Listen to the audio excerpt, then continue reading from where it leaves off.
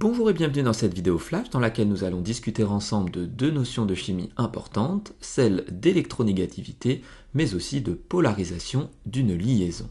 Commençons par définir la notion d'électronégativité. L'électronégativité d'un atome noté Ki est sa capacité à attirer vers lui le doublet d'électrons d'une liaison covalente dans laquelle il est engagé. Pour information, dans la classification périodique des éléments, l'électronégativité des atomes augmente sur une période, de la gauche vers la droite, mais aussi sur une colonne, de bas en haut, au sein d'une famille d'atomes tels que les halogènes ou encore les alcalins. Vous trouverez ici l'électronégativité de certains atomes régulièrement étudiés en chimie, tels que l'hydrogène, l'oxygène ou encore le chlore.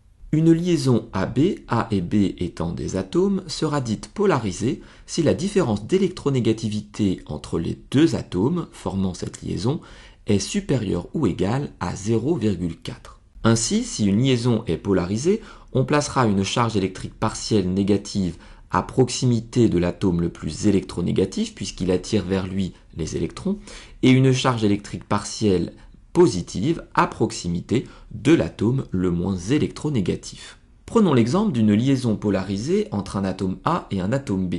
Considérons que l'électronégativité de l'atome A est supérieure à celle de l'atome B.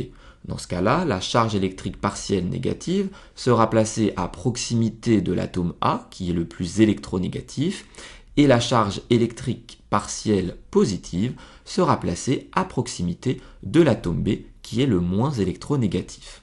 Ces charges électriques partielles seraient inversement placées si l'électronégativité de l'atome B était supérieure à celle de l'atome A.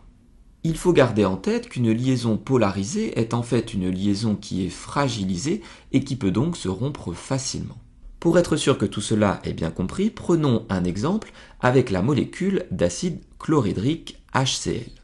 L'électronégativité de l'atome d'hydrogène est égale à 2,1. Celle de l'atome de chlore est égale à 3,0. L'atome de chlore est donc l'atome le plus électronégatif. Voyons maintenant si cette liaison entre l'atome d'hydrogène et l'atome de chlore est polarisée. Pour cela, il suffit de vérifier que la différence d'électronégativité est supérieure ou égale à 0,4. C'est bien le cas ici puisqu'on trouve une différence d'électronégativité égale à 0,9. On en déduit donc que cette liaison est bien polarisée.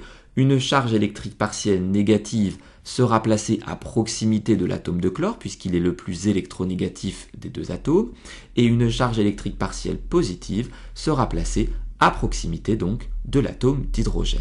Cette vidéo flash est maintenant terminée, j'espère qu'elle a été claire. N'hésitez pas à vous abonner à ma chaîne YouTube et je vous dis à très bientôt pour de nouvelles vidéos.